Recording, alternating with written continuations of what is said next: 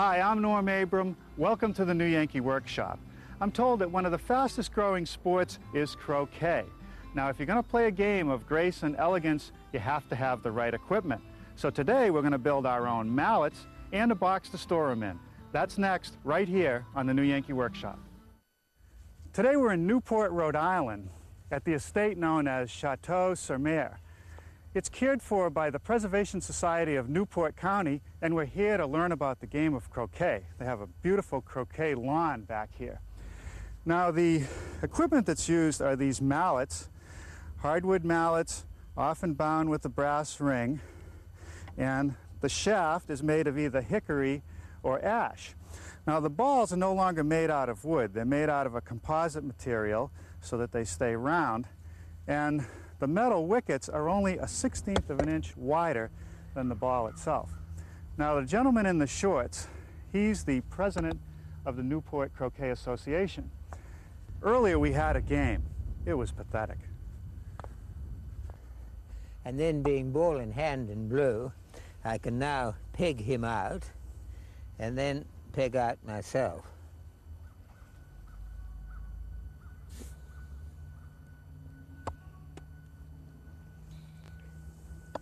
And that's it. That was a good game. That was a good game. You know, much. after a couple hours, I'm still not sure I understand all the rules, and my shot certainly needs a lot of work. It's complicated, but it's great fun. Well, you've taught me a lot. The more you get to know it, the more you like it. Well, as you can see, my game has improved a bit since our visit to Newport, but I still have a long way to go. I feel more comfortable in my plaid shirt and jeans rather than those whites. Now, the mallet that I'm using today is one that you can buy. This one costs about $50, but there's no limit. These can cost several $100s. So I got to thinking, why not make our own? I'm going to start by gluing up some material for the mallet head. I decided that rather than use a solid piece of wood which could check and split, that I would laminate some pieces together. Now, if you look at the pieces, you can see the joint isn't quite tight, and I want a real tight joint for a good glue bond. So I'm going to run these pieces through my joiner to start. But before we use any power tools, let's talk about shop safety. Be sure to read, understand, and follow all the safety rules that come with your power tools. Knowing how to use your power tools properly will greatly reduce the risk of personal injury. And remember this, there is no more important safety rule than to wear these safety glasses.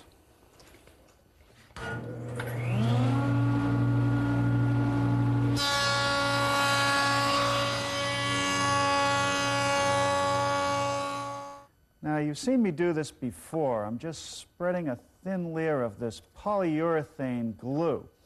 It's very weather resistant and it works great. Put the glue on one side, wet the other side because it actually likes to cure in the presence of moisture. Now, it's important to wear gloves because if you get this stuff on your hands, it takes about a week for it to wear off. Put it together and we'll clamp it up. Okay, that's not going anywhere. This will take about 8 to 12 hours to cure, but I got one that's all ready to go. Now look at that. You can see how this glue foams out as it cures. The first step is to remove it, just taking a scraper. And once that's done, we'll run it through the joiner.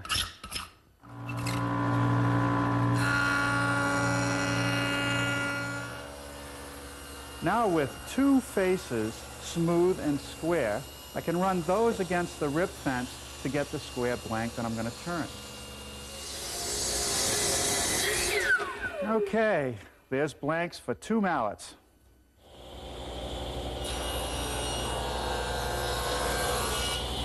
Now that's the first pass for a kerf to install the inlay for the sight line.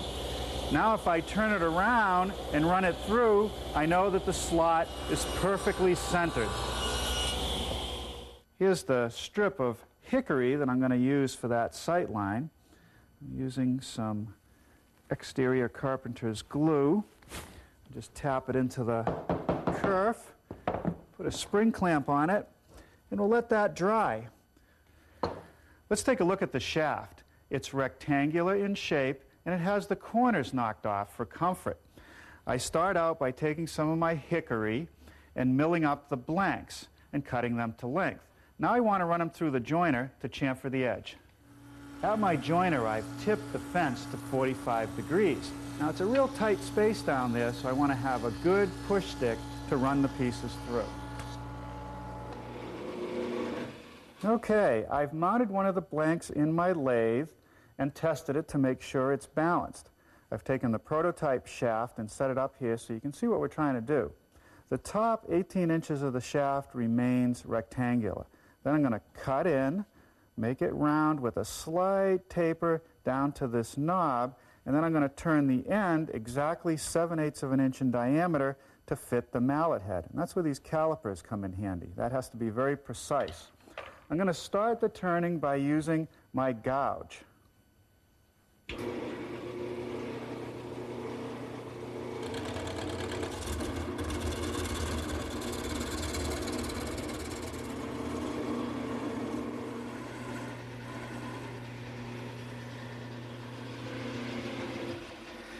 Now that I have the piece roughed out and round, I want to put a mark for the length of the tenon that's going to go into the mallet head.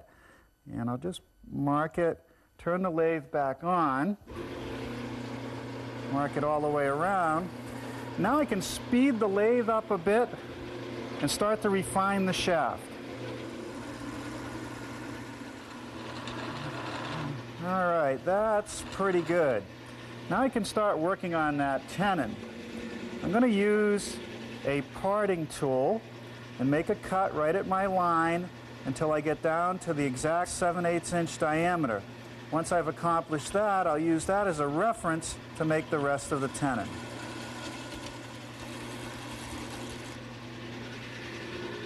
Using this scraper, I've just smoothed the tenon, and as good as the calipers are, I like to make sure it's going to fit the actual hole and bit that I'm using to drill the holes. So what I do is I take a scrap piece of wood, drill a hole, and use that as the final test. This has to be a snug fit. Now that's pretty good. A little bit too tight. Maybe I'll take a little bit off. Okay, that should do it. Now I can move the tool rest out of the way and sand the shaft smooth. To get rid of the marks left by the drive center at the lathe, I'm going to remove about 1/4 of an inch.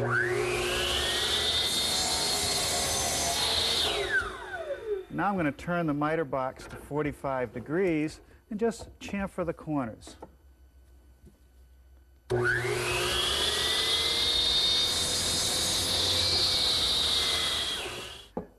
Now we want to get to work on the mallet head.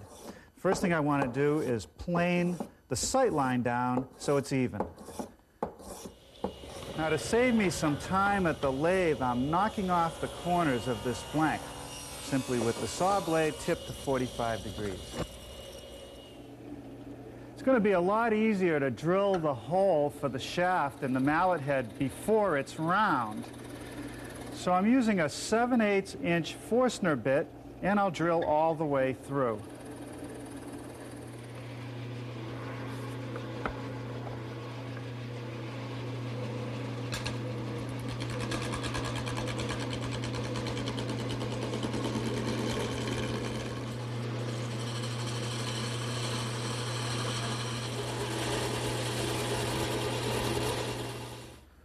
Let's look at the prototype. You can see that there's a shoulder line at each end for that brass ring. I'll lay out for that next.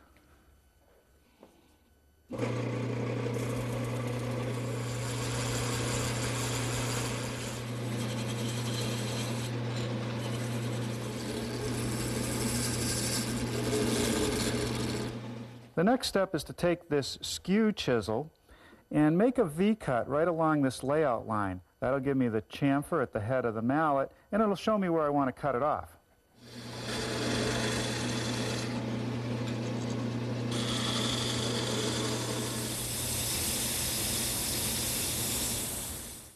Now one more step, a little trick I learned from an Irishman down in Nantucket. You take the sawdust, just hold it up against the piece, and it burnishes it, makes it nice and smooth and shiny. Works great.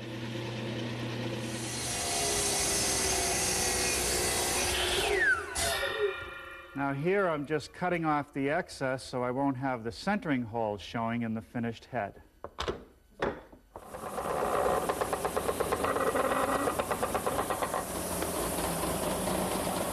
A little sanding at my stationary belt sander, then we'll be ready for the brass rings.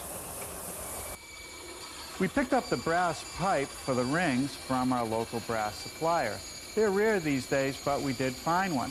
It's 2.5-inch outside diameter, and it's soft enough that I can cut it right here on the bandsaw.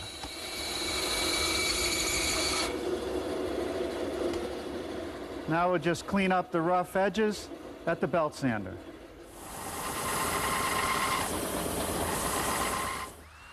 Now I'm ready to attach the brass rings to the mallet head. First I'm going to drill a hole through the brass. I'm going to switch to this countersink to make a recess for the screw head. Okay, now a smaller drill bit as a pilot hole for the screw in this very hard wood. And finally, a brass screw. We'll put 2 of these in each ring.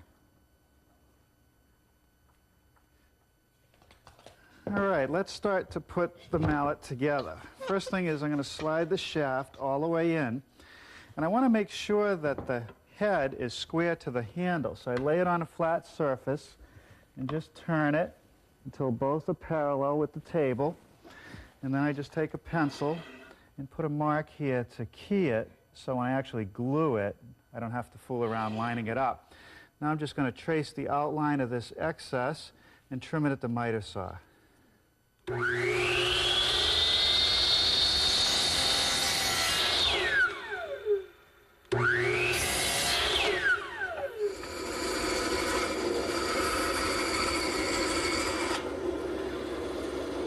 And there's a little wedge out of the babinga.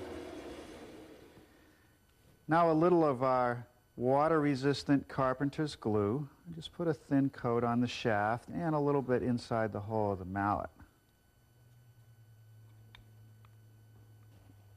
Okay, now we'll slip the 2 pieces together.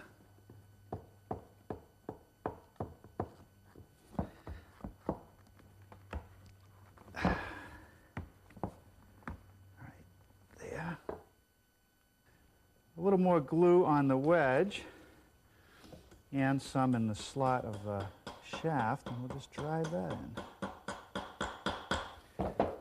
Okay, and I'll cut that off and then sand the shafts to the shape of the mallet head.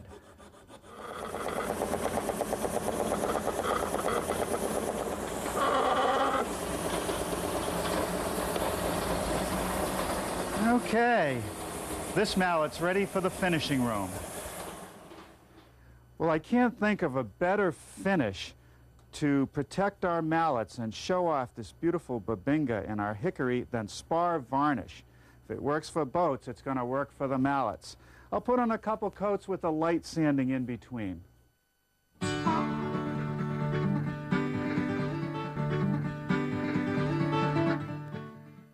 We didn't see one of these in Newport, but it turns out that benches to store all the croquet equipment were very popular at one time.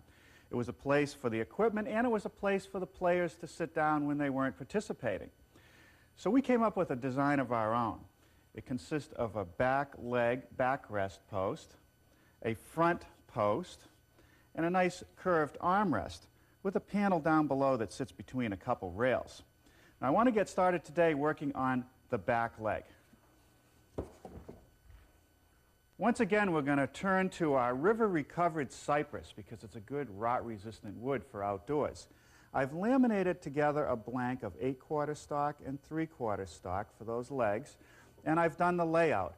I started with the lower part of the leg along the edge of the blank, turned 10 degrees, which will make a comfortable backrest, and then laid out some parallel lines. I want to make this cut first. I could do it at the bandsaw, or I could push it through the table saw freehand. But there's a better way to get a nice, accurate cut. Just take a piece of hardboard, tack it to the blank parallel to the layout line, and then I have something that I can run against the fence as a guide. So I'll sight by eye to the saw blade, and I want to leave a little more than the line on. I deliberately left it on so I could smooth it by running it through the joint. For the back of the leg, I'll have to remove some of the material on the bandsaw, and that's between the two marks that I just made. For the straight cut, I can use the table saw, but what I need to know is exactly where the leading edge of the blade will be so I don't overcut. So I just take a piece of square wood, put it up against the fence, and draw a line on my table. Now when I run the piece in, as long as I stop on that line, I won't overcut. Now to the bandsaw.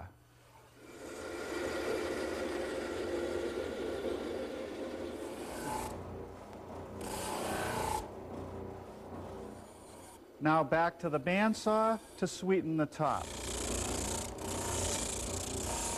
For the last few minutes I've been laying out for all the mortises that are going to be needed in this leg. And I have to keep in mind that I have to make a mirror image because we have opposing ends.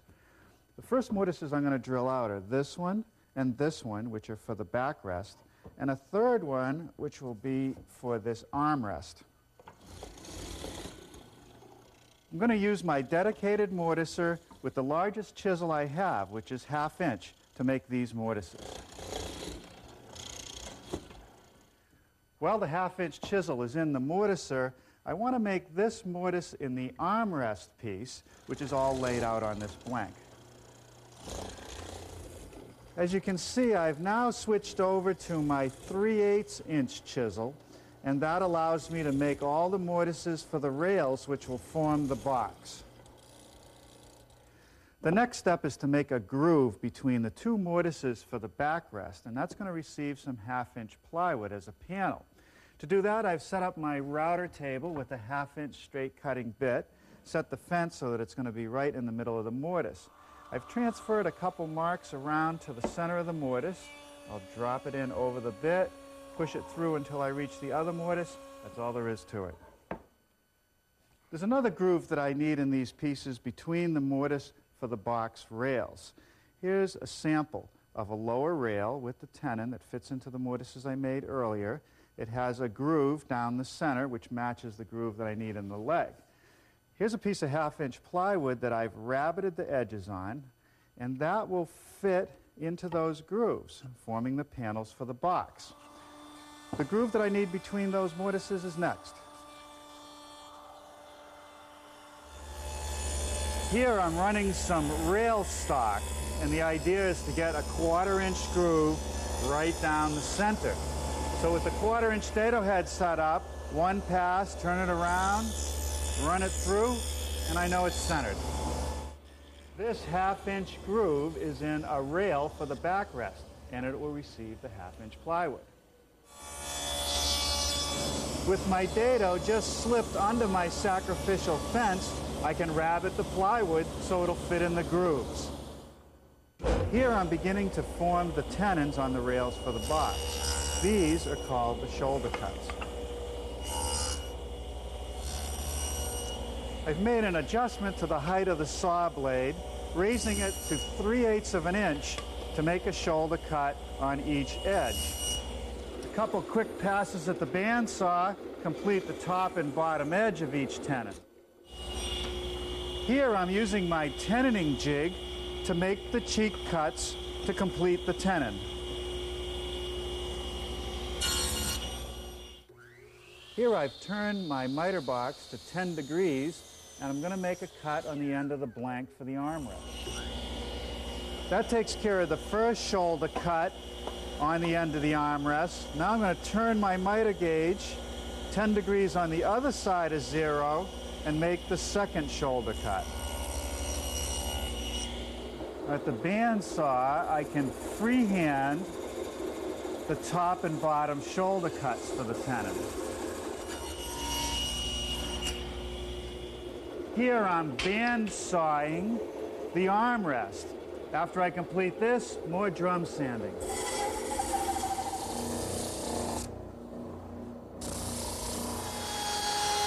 To ease the edges of the armrest, I'm just using a 1/2 inch round over bit. We've applied some primer in all the hidden areas, the grooves, and the edges of the plywood panels. Then it's a matter of putting glue in all the mortises and on the tenons, putting it together and clamping it up. Now, this is the tricky part.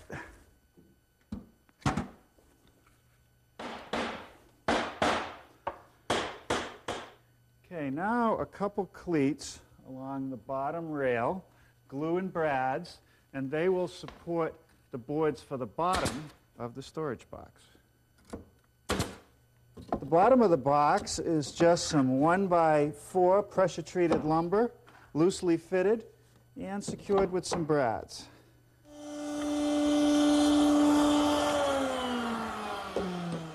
This piece of cypress has had 3 edges rounded over, and it's going to become the beginning of our seat.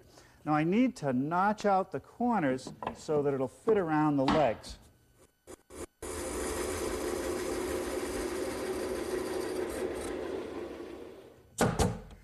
This little cleat will provide support for the plywood lid.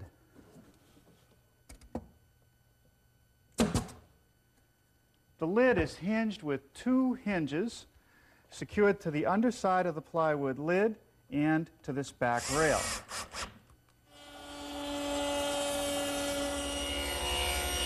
A little bit of glue on the edge of this piece of nosing that I just made, I can cover up the plywood edge. I'll just secure it with some 1.5-inch brads. Okay, a little bit of final sanding, and this piece will be ready for the paint shop.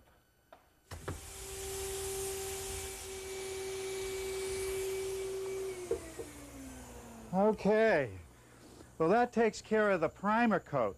Now the finished coat is going to be a beautiful bottle green. Ah, so good, they'll probably make it illegal.